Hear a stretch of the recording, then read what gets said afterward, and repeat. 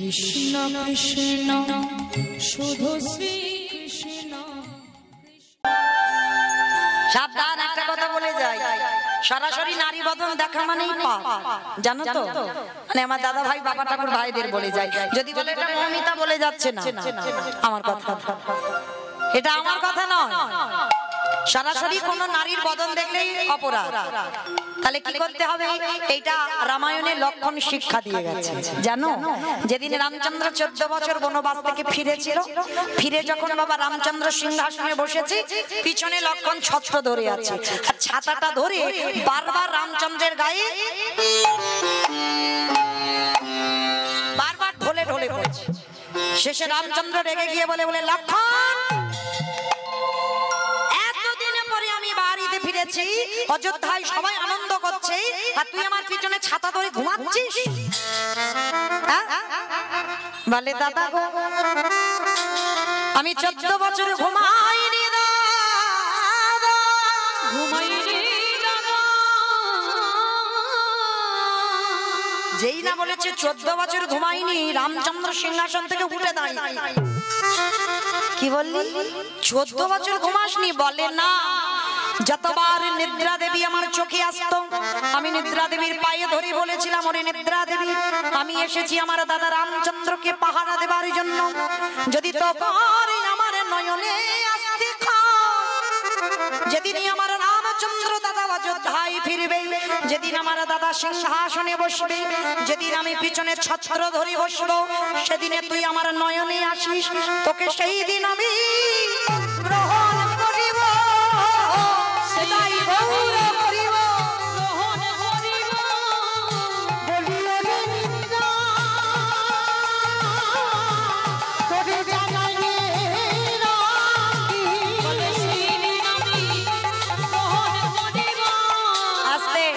তাহলে 14 বছর আমি ঘুমাইনি দাদা, 14 বছর আমি নারী বদন দেখি নাই।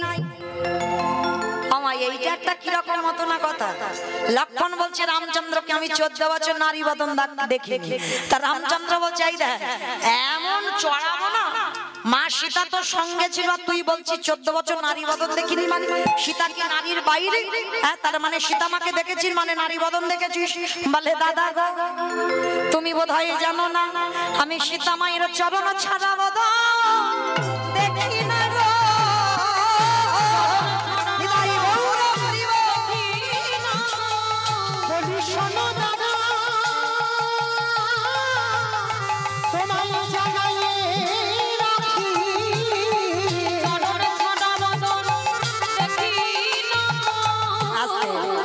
দাদা, যখন সীতামার দিকে তাকাতাম, আগে চরণ দেখতাম, তারপরে বদন দেখতাম।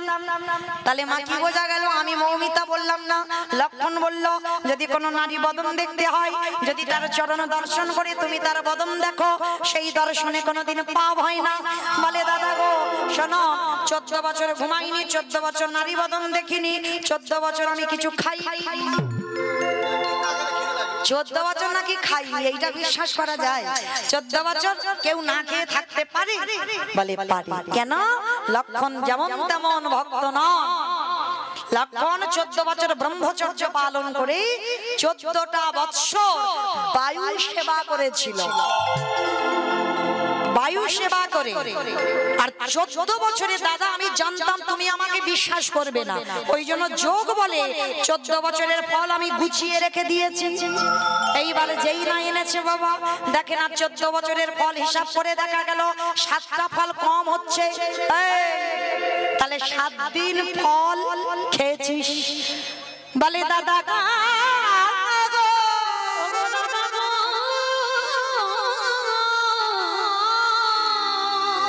আমি 14 বছরের মধ্যে 7 দিন ফল আনতেই যাই নাই। 7 দিন ফল আনতে যাসনি? বলে না।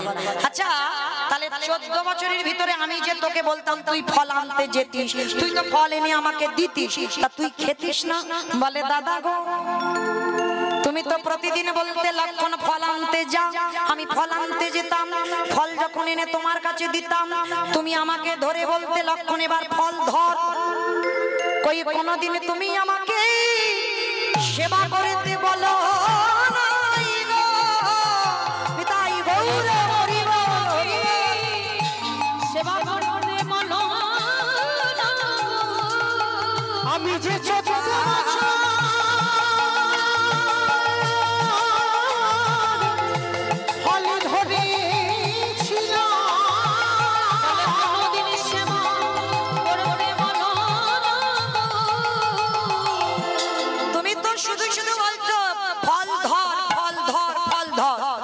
কোনোদিন তো খেতে বলুন। তাহলে কিরকম ভাই ভাই? এ জগতে লাঠালাঠি করবার ভাই নয়, মারামারি করবার ভাই নয়, খুনোখুনি করবার ভাই নয়, শিল পোতাপুতির ভাই নয়, মামলা মকদ্দমা চলবার ভাই নয়, পাঁচিল তুলে দেবার ভাই নয়। তাহলে ভাই কিরকম? ভাই যদি হতে হয় এইরকম ভাই হও। বলে দাদা তুমি ধরতে বলেছো, ধরেছি, খেতে বলনি, আমি 14 বছর খাই।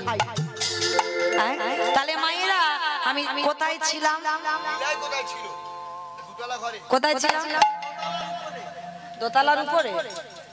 আমি বললি লীলাতে কোথায় ছিলাম? আমি সে গন্ডগোল করে ফেলেছি। কোথায় ছিলাম গো? তোমরাও ভুলে গেছো?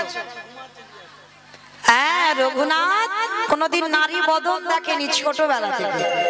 যদি বলো নারী বদন দেখেনি, বলে না কোনদিন সেইভাবে নারীর দিকে তাকাই। তো আজকে সেই বাবা মা কৃষ্ণ ভোলাবার জন্য বিয়ে দেবে। তার মানে এমন একটা মেয়ে আনতে হবে যে মেয়েকে দেখলে কৃষ্ণ নামের ভূতটা মাথা থেকে নেমে যায়। তা কিরকম মেয়ে? নাম হলো তার রত্নাবতী। আর মেয়ে তো নয়, সে যেন স্বর্গের অপ্সরা, মানে যেন ভগবান মা লক্ষ্মী নেমে এসেছে, এত রূপবতী। মানে একবার যদি রঘুনাথ সেই দিকে তাকায় আর চোখ ফেরাতে পারবে না। কিন্তু কৃষ্ণ নামে যে একবার ভেসেছে, আমার কৃষ্ণের থেকে আর রূপবান কে হতে পারে? হাজার রূপবতী এনে দিলেও ভালো লাগবে না। কিন্তু রঘুনাথের বাবা মা বুঝতে পারলো না, ভাবলো বিয়ে দিলে ছেলে ঠিক হয়ে যাবে। দেখাশোনা করলো, ঘটক ডাকলো, ঘটক এনে দেখাশোনা হলো, নাম হলো রত্নাবতী মেয়েটা। তার সুন্দর রূপবতী মেয়ের সঙ্গে বিয়ের দিনক্ষণ ঠিক করা হলো। ও মায়েরা, বিয়ে বাড়ি থেকে খাওয়া দাওয়া হবে তো, একটু উলুধ্বনি দাও। বরেলো বর, বরেলো বর, বরেলো বরেলো বল, পড়ে গেল সারা গো। উলুধ্বনি। বরেলো বরেলো বলে পড়ে সারা, বরেলো বরেলো বলে পড়ে গেল সারা গো। বরেলো বরেলো বলে পড়ে সারা, পাড়া প্রতিবেশী মানা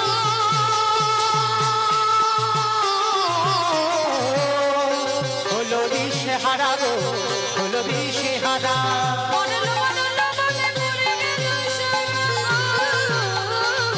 বরেলো বরেলো বলে পড়ে গেল সারা। ঢাকে বাজে ঢোলক বাজে, ঢাকে বাজে ঢোলক বাজে, মাদলে নিরোল গো।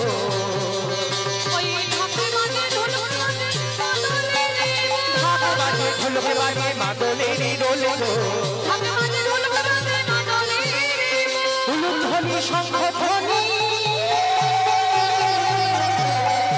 এটাই হলো প্রাণানন্দে হরি বল। হরে হরে গো, হরে হরে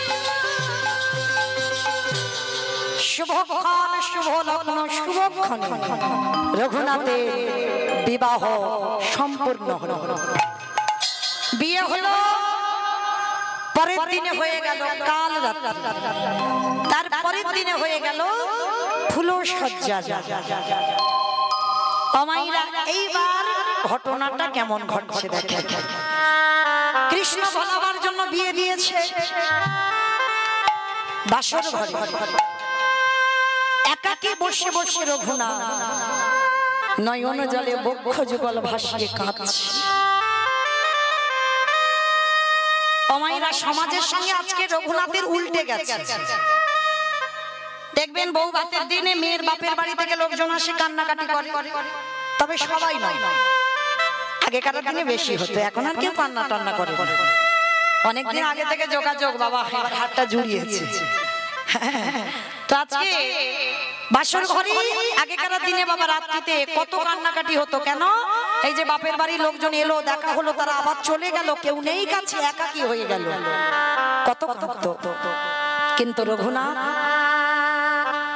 প্রত্যেকটা জীবনে প্রত্যেকটা নারী কাঁদে, কিন্তু আজকের বিয়ে করে রঘুনাথ কাঁদছে একাধারে বসে বসে। আচ্ছা মা বলো তো দেখি, ফুলসজ্জার রাত্রিতে যদি কোনো পুরুষ কাঁদে কি বুঝবো আমরা? কি বুঝবো? নিশ্চয় প্রেম ভালোবাসা ছিল, তাকে পাইনি ওই জন্য বসে বসে কাঁদছে, এটাই মাথায় ঢুকবে আমাদের আপনাদের। কিন্তু না, এগুলো কাদের হয় জানো? যারা বউ, যারা স্ত্রী তাদের হয়, কিন্তু যারা সহধর্মিণী তাদের হয় না। সহধর্মিণী কাকে বলে? এখানে এতগুলো নারী আছে, সবাই কি সহধর্মিণী? একটা মিলবে কি তা সন্দেহ। এতগুলো মেয়ের মধ্যে, এতগুলো গুনে গুনে দেখো কতগুলো আমরা মেয়ে আছি, একটা মিলবে কি তা সন্দেহ সহধর্মিণী। কিন্তু বউ সবাই, স্ত্রী সবাই, সহধর্মিণী নয়।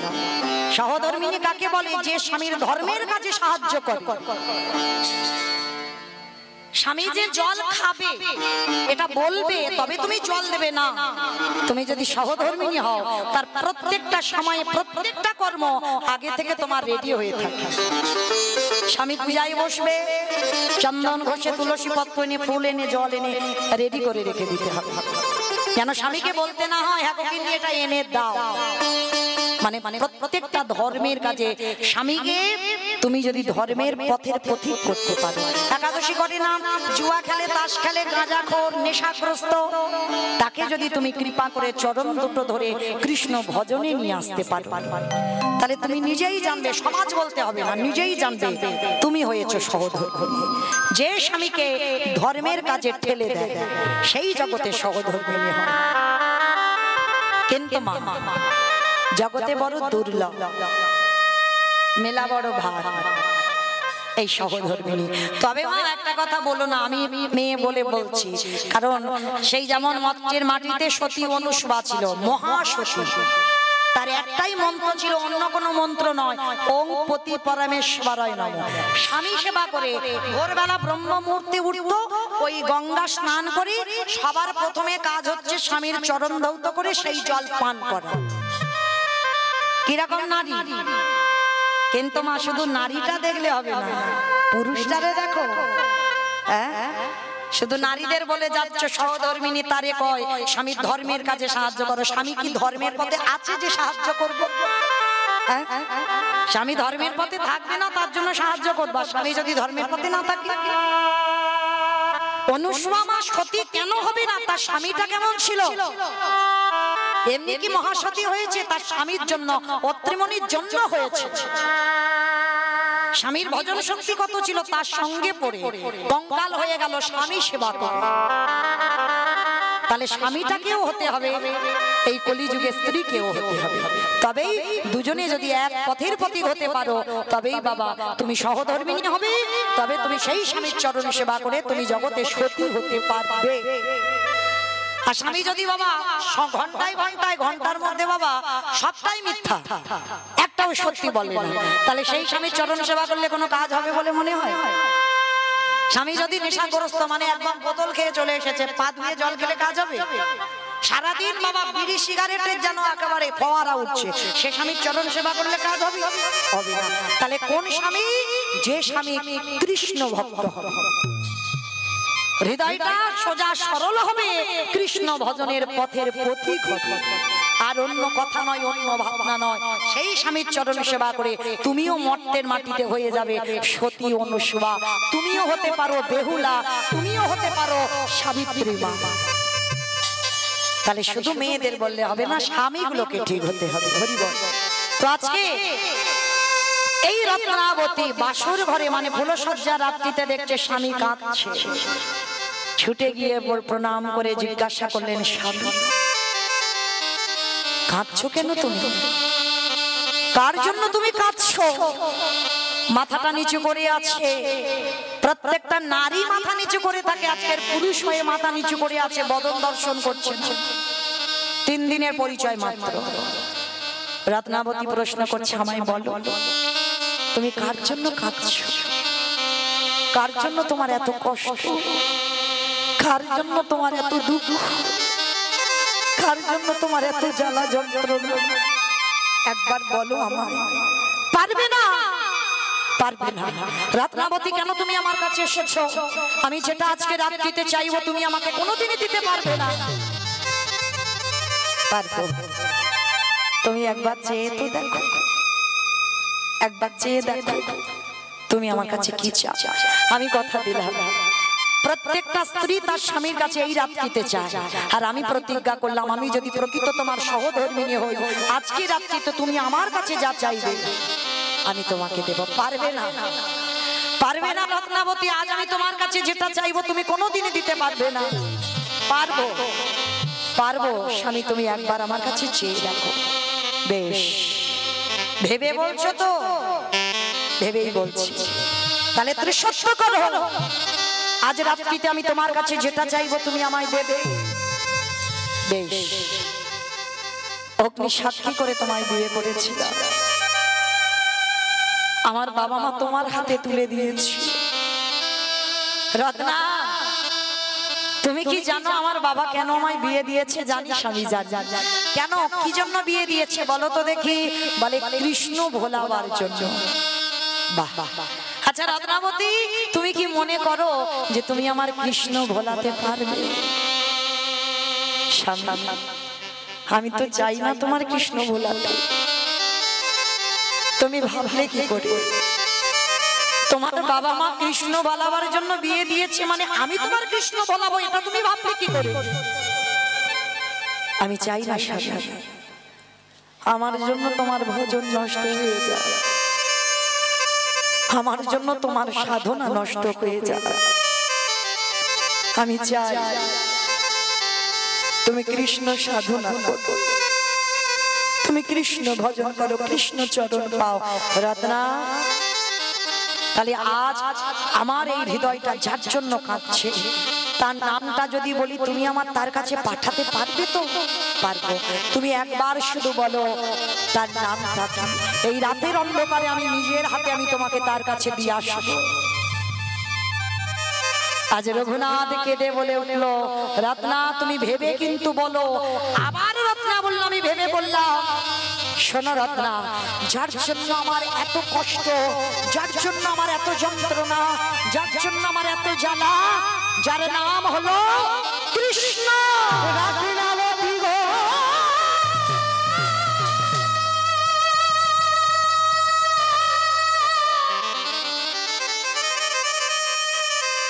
তুমি বলো না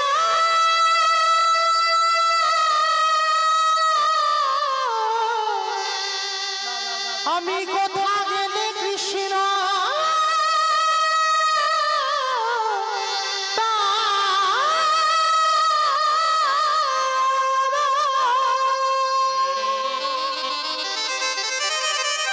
বলে দাও, কোথায় গেলে কৃষ্ণ পাবো? রত্না চুপ হয়ে গেলে যে বড়। এসো, আজ রাত্রিবেলা আমি পিছনের দরজা খুলে দেব, আর ওই পিছনের দরজা দিয়ে তুমি চিরজনমের মতো চলে যাবে কৃষ্ণ দর্শন। রত্না, আর কোনদিন কিন্তু তুমি আমার দেখা পাবে না। এই যে 3টে দিন তোমার সঙ্গ করলাম, এই যে 3টে দিন আমি তোমায় দর্শন করলাম, আমি সারা জীবন এই 3 দিনের স্মৃতিটুকু নিয়ে কাটিয়ে দিতে পারব। রত্না, স্বামী হয়ে সহধর্মিণীর চরণে হাত জোড়ো করে বসেছে, তুমিও হলে আমার জ্ঞানের গুটু। রত্না, তাহলে আসি রত্না। ফুলসজ্জার ঘরে চিরজনমের মতো স্বামী বিদায় দিল। স্বামীর চরণে প্রণাম করে একটাই কথা বলেছিল, রত্নাবতী তোমার কাছে আমি কোনো সুখ চাই না, তোমারও চাই না, তবে একটা কথা দিয়ে যাও, যদি তোমার কৃষ্ণ দর্শন হয়ে যায়, যদি আমার রাধারানীর কৃপা তুমি পেয়ে যাও, এই দাসীকে যেন কোনোদিন তুমি ভুলে যেও। আমি চলে যাই,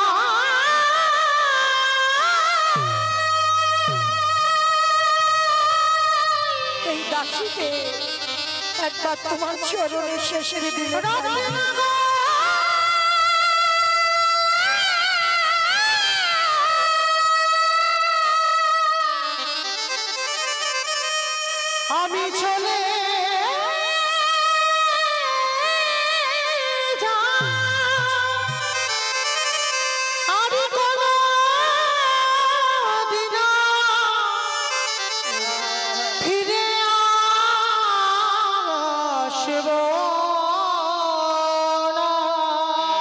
আসি রত্নাবতী।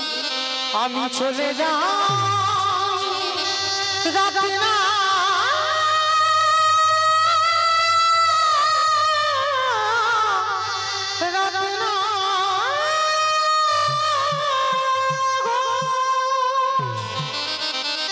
অন্তত অন্তিম সময় একবার তুমি আমার দর্শনে দিও স্বামী।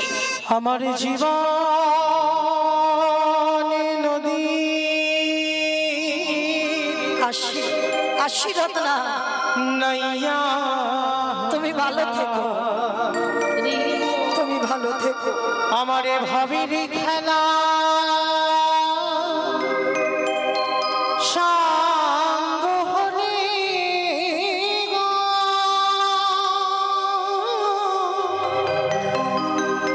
একেবারে দিল পার করিয়া আমারে জীবন নদীরে নাইয়া। আসি রত্নাবতী। জীবনের নদী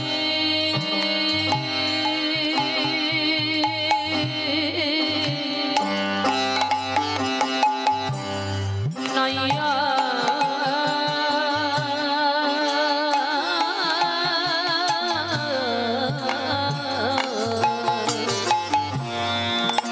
আমার ভাবের খেলা সঙ্গ হলি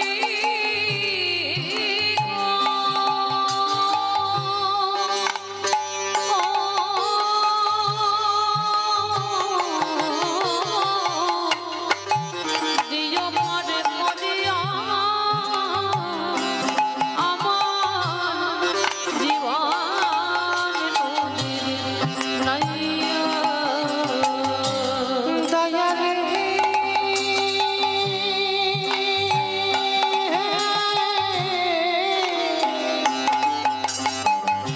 ও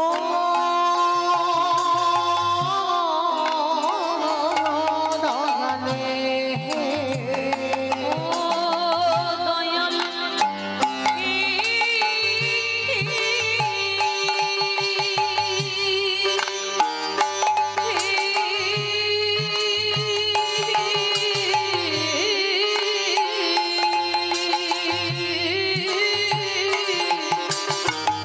ওরে ও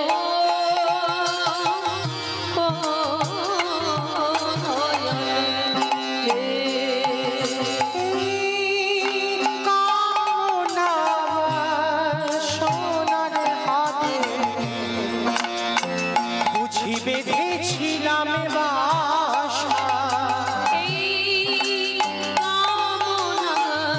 রত্না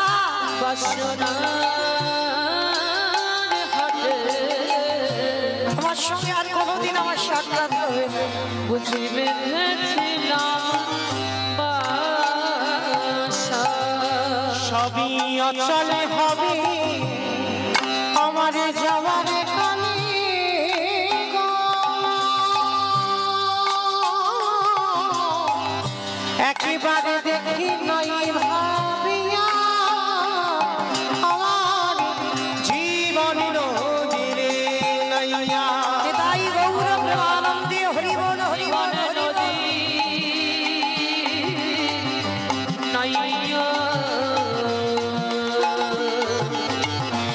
ওই ভাবের খেলা সঙ্গ হলে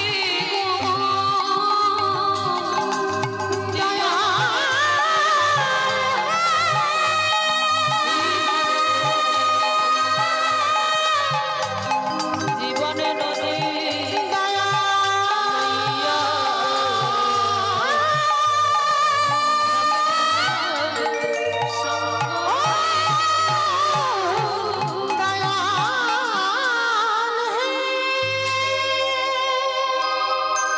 চিরজনমের মতো রত্নাবতী বিদায় দিল তার স্বামীকে। ওই 3 দিনের জন্য 3 দিনের দর্শন নিয়ে আজীবনটা রত্নাবতী কাটিয়ে দিল। ভাবা যায় একটা নারী জীবনে কত কঠিন পরীক্ষা ওই রঘুনাথের স্ত্রী করেছিল। ছুটে চলল আমার জগন্নাথ ধাম। পুরী ধাম। পরের দিনে বাবা সংবাদ পাওয়া গেল, হিরণ্য দাস আর গোবর্ধন দাস বাবা যেটা খবর পেয়েছে রঘুনাথ পুরী ধামে আছে। খবর যখন পেয়েছে বাবা, চাল ডাল আলু সবজি অন্ন বস্ত্র অর্থ পাঠায় পুরী ধামে রঘুনাথকে, যাতে কষ্ট পেতে না হয়। রঘুনাথ দান ধ্যান করবে আর নিজেও সুখে থাকবে। তো রঘুনাথ ওই বাবা কাকার পাঠানো জিনিস বৈষ্ণব সেবা দেয়, পুরী ধামে ভক্ত সেবা দেয়, বস্ত্র দান করে, অন্ন দান করে, অর্থ দান করে রঘুনাথ। কিন্তু একদিন বাবা সবার কাছে মহাপ্রভু যায়, কিন্তু একদিনের জন্য রঘুনাথের কাছে মহাপ্রভু আসেন। একদিন আমার রঘুনাথ স্বরূপ দামোদরকে প্রশ্ন করেছিল, আচ্ছা ঠাকুর তুমি একবার আমার প্রভুকে গিয়ে জিজ্ঞাসা করবে? প্রভু তো সবার কাছে আসে, কই কোনোদিন দেখি না যে এই হতভাগার কাছে এসেছে। যদি আমার অপরাধটা কি আমি যদি জানতে পারতাম, কেন প্রভু আমার কাছে আসে না আর আমার মুখও দেখে না কেন? তো স্বরূপ বলছে ঠিক আছে রঘুনাথ, আমি গিয়ে প্রভুকে জিজ্ঞাসা করব। তা স্বরূপ দামোদর গিয়ে আমার মহাপ্রভুকে প্রশ্ন করছে, প্রভু রঘুনাথ জিজ্ঞাসা করলো তুমি সবার কাছে যাও, সবার কাছে গিয়ে বসো, কিন্তু কই রঘুনাথের কাছে কেন তুমি যাও না? রঘুনাথ এত বৈষ্ণব সেবা দেয়, এত ভক্ত সেবা দেয়, এত অর্থ দান, এত বস্ত্র দান, পছন্দ কি নয়? বলো না পছন্দ কি নয়? যেই যে বলেছে পছন্দ নয়, সঙ্গে সঙ্গে মহাপ্রভু রেগে গিয়ে বলেন স্বরূপ তুমি গিয়ে ওকে বলে দিও ওর বাবা জ্যাঠা এই যে অন্নদান বস্ত্রদান অর্থদান করে, ওর বাবা জ্যাঠার অহংকার, ওদের বংশের ছেলে হয়ে পুরী ধামে এসে সাধু গুরু বৈষ্ণবদের সেবা দিচ্ছে, বস্ত্রদান করছে, অর্থদান করছে, তাতে ও রঘুনাথের হৃদয়ে অহংকার বাসা বাঁধছে। আমি এগুলো পছন্দ করি না, এগুলো বাবা আমার ভগবানের পছন্দ না। অপরাধ নেবেন না, আমি বলছি বলে কেউ যেন মনে করবেন না যে মৌমিতা জ্ঞান দিচ্ছে না, জ্ঞান দিচ্ছে না। অনেকে জানেন, আমি একটু মনে করাচ্ছি। দেখবেন অনেকে দুর্গাপূজা বলো কালী পূজা কোনো অনুষ্ঠানে দেখবেন বাবা এই যে অন্ন দান করে, বস্ত্র দান করে, কম্বল দান করে, করে না? করে তো। দেখবেন গরিব দুঃখীদের ডেকে ডেকে স্টেজের উপরে তোলে, তার হাতে কম্বল দেয়, বস্ত্র দেয়, অর্থ দেয়। ভালো করে বিচার করে দেখবেন এটা কি ঠিক হয়? এটা আমার ভগবান জীবনে পছন্দ করে না। ভক্তকে বলে যদি তোমার ডান হাত দান করে, তোমার বাম হাত যেন জানতে না পারে। তুমি সবার মাঝখানে তার নাম ধরে ডেকে তুমি স্টেজে তোলা মানে তাকে অপমান করা হলো। সমাজে তুমি জানিয়ে দিলে ও গরিব, ও কাঙাল, ও খেতে পায় না, পড়তে পায় না, ওর অন্ন বস্ত্রের অভাব। ভগবান এগুলো পছন্দ করে না।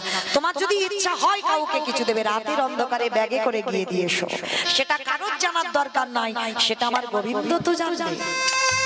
আর জগতে সমাজে কে বিচার করবে? বিচারের মালিক তো বসে আছে, মানুষ বিচার করে না, এটা বাহ্যিক জগৎ। বিচারের মালিক হচ্ছে আমার পরমার্থিক জগতের ভগবান। বিচার তো সেখানে গিয়ে হবে, এখানে তো কোনো বিচার হবে না, কে কি করলাম না করলাম। তাই বললাম বলে যেন কেউ অভিমান করবেন না আমার উপরে। যেটা আমার চৈতন্য মহাপ্রভু শিক্ষা দিয়েছেন, এটা আমি শিক্ষা দিচ্ছি না। আমার মহাপ্রভু বলছে সাধু তুমি গিয়ে ওকে বলে দিও ও যে এইগুলো করে, ওর বাবা যেটার অহংকার, ওরও অহংকার আসবে, পছন্দ নয়। স্বরূপ গিয়ে বলল তো আমার রঘুনাথ আর ওই সব নেয় না, বাবাকে খবর পাঠালো যেন কেউ আমার এই পুরী ধামে কিছু না পাঠায়, সপ্তগ্রাম থেকে কিছু আসে না। এইবার রঘুনাথ কি করে? আনন্দ বাজারে বসে থাকে। আনন্দ বাজার দেখেছো তো পুরী ধামে? কতজন দেখেছো? হাতটা তোলো তো দেখি। সবাই দেখেছে কিন্তু বুঝতে পারছে না কোনটা আনন্দ বাজার। ওই যে যেখানে আমার মহাপ্রভুর পুরীর প্রসাদ বিক্রি হচ্ছে, অন্ন বিক্রি হচ্ছে না, দেখেছো তো 56 ভোগ, ওইটা তো আনন্দ বাজার, মানে নামটা জানো না, ওটারই নাম হচ্ছে আনন্দ বাজার।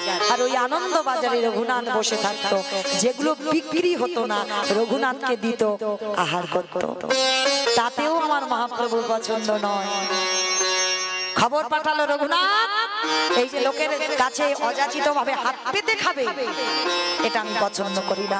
রঘুনাথ ছেড়ে দিল, এইবার পুরী ধামে গিয়ে দাঁড়ে দাঁড়ে ভিক্ষা করে। কি গো, কোথাকার ছেলে আজকের কি দশা দেখে। আর আপনারা আমরা কতটুকু জমিদার, কতটুকু বড় লোক, ক পয়সা ব্যাংকে আছে, ক টাকা ব্যাংকে আছে। আর আজকে লক্ষ্য করে দেখেন রঘুনাথের দশাটা, জমিদারের ছেলে কি দশা, লোকের দ্বারে ভিক্ষা করে। সেটাও মহাপ্রভু খবর পাঠালো, ও লোকের বাড়িতে বাড়িতে গিয়েছে খাবে, এটাও আমার পছন্দ না। এমনি নয়, ঘষে মেজে দেখবে না ও আমার না, আমার নয়। এইবার কি করেছে, মহাপ্রভুর যখন কোনোটাই পছন্দ নয়, শেষে ওই মন্দিরের সিংহ দুয়ারে রঘুনাথ বসে আছে। এক সপ্তাহ হয়ে গেল কিছু খাইনি গো, আর বাঁচবে বলে মনে হয়। এই যে শিব চতুর্দশী হলো, অনেকে দুদিনই উপোস হয়েছে জানো তো, যেমন আমরা হয়েছি দুদিন উপোস, দুদিন অন্ন যাই। তাহলে ভাবে এই যে দুদিন উপবাস হয়ে গেল, তাহলে দুদিনের শরীরটা কত কষ্ট হয়েছে। আর রঘুনাথ এক সপ্তাহ কিছু, আমরা তো ফল এগুলো আহার করেছি, জল পেয়েছি, কিন্তু রঘুনাথ তাও নয়। সিংহ দুয়ারে বসে আছে। এক সপ্তাহ পরে কি করেছে জানো, খিদের জ্বালায় আর বসতে পারছে না, দাঁড়াতে পারছি এখন শরীরে ক্ষমতা না থাকলে কৃষ্ণ ভজন হবে কি করে। তবু মনে মনে ভাবলেন, হে দয়াময়, হে দেহে যতক্ষণ প্রাণ আছে আমি তোমায় ভজে যাব। এইবার নালা দিয়ে জগন্নাথের একটা বাসি প্রসাদ ভেসে যাচ্ছে, পচা গলা ভেসে যাচ্ছে। এবার যেই না ভেসে যাচ্ছে, খিদের এত জ্বালা, এত যন্ত্রণা, হাজি রঘুনাথ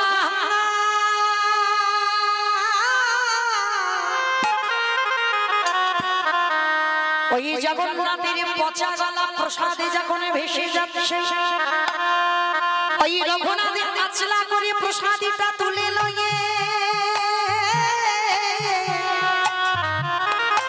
ওই প্রসাদীটাই আমার 7 বারে ধৌত করেছে, 7 বারে ধৌত করে তাতে একটু লবণ মাখাইয়ে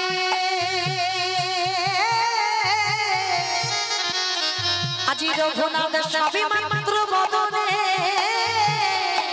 দিতে যাবে। ও গো দয়াময়, তাই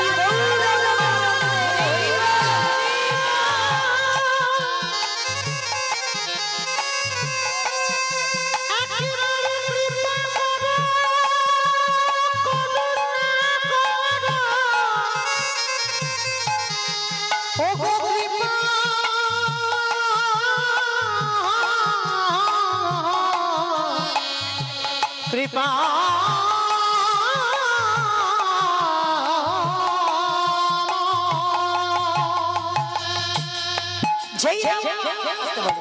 এইবার যেই না রঘুনাথ ওই প্রসাদীটা পচা প্রসাদ ধৌত করেছে, পচা গলা একটু লবণ মাখিয়েছে, লবণ মাখিয়ে সবে বদনে দিতে যাবে, আমারে ভগবান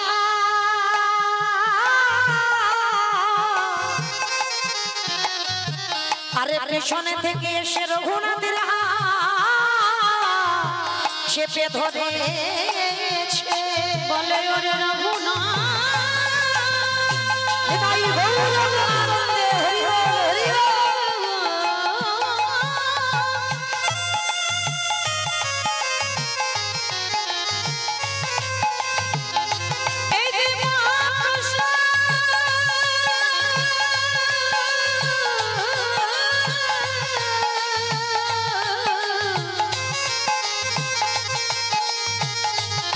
আমি এই মহাপ্রসাদের ক্ষেত্রে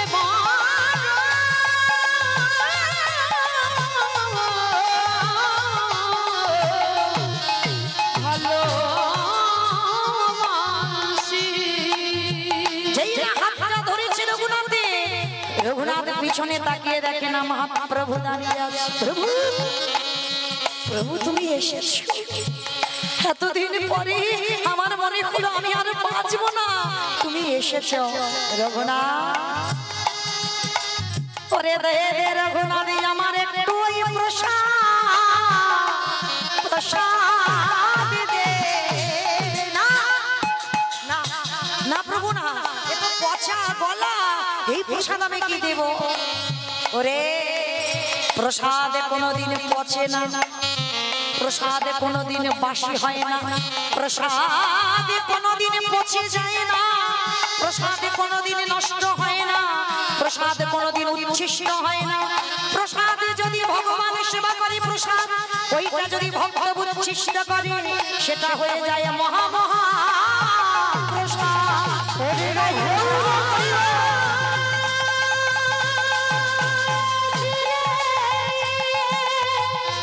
ওই মহাপ্রসাদ দে।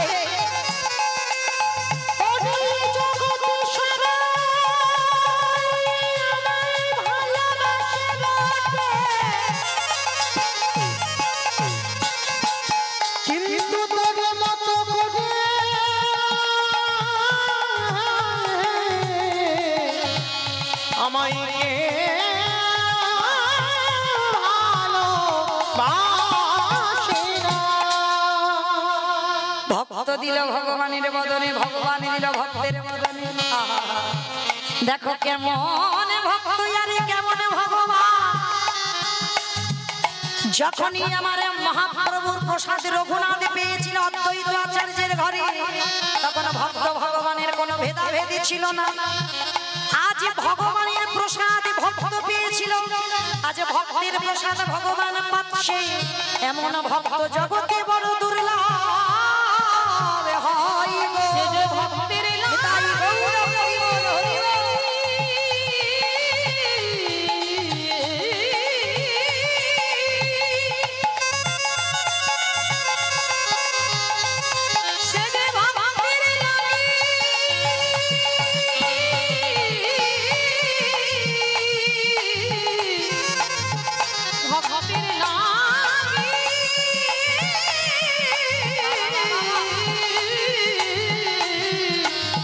সব করিতে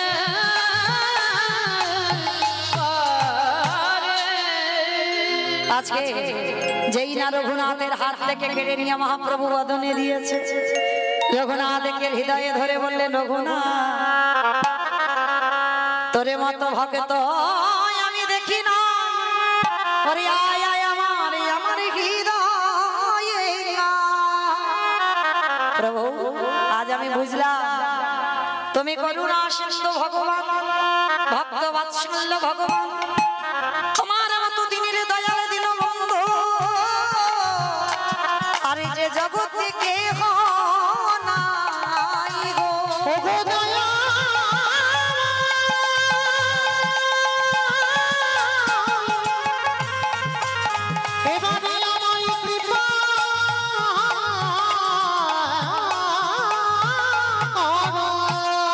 মহাপ্রভু বললেন রঘুনাথ আজ বুঝলাম তোর প্রকৃত বৈরাগ্য হয়েছে, বল কি চাস? প্রভু আমি যেতে চাই বৃন্দাবনে রাধা কুণ্ডের তীরে। ওই রঘুনাথ দাস গোস্বামী রাধা কুণ্ডের তীরে গেলেন, আর রাধা কুণ্ডের তীরে গিয়ে হা রাধে বলে কেঁদে কেঁদে প্রখর রৌদ্র, আর এত রৌদ্র ওই রঘুনাথ প্রাণ অষ্টাগত প্রাণ চলে যায়। ওই রৌদ্রেতে তপ্ত বালির উপরে শয়ন করে রাধে রাধে বলে কাঁদছে। আমার রাধারানী এত কৃপাময়ী, তারই বরের সন্তান তো রাধারানী এত কৃপাময়ী, ওরই কাছ থেকে মানত করে পেয়েছিল রঘুনাথকে।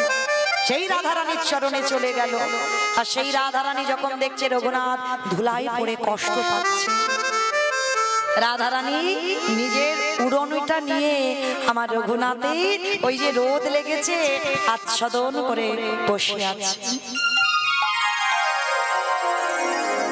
রঘুনাথ যেই না একটা ছাওয়া দেখে কি এত রোদ ছিল কি করে, পিছনে তাকিয়ে দেখে না একজন সুন্দর রূপবতী নারী উড়ানিটা ধরে দেয়। কে মা তুমি? কিরে আমার জন্য এত কাঁদছিস, এত ডাকছিস, এই বললি তোর প্রাণ চলে যায়, প্রাণ চলে যায়।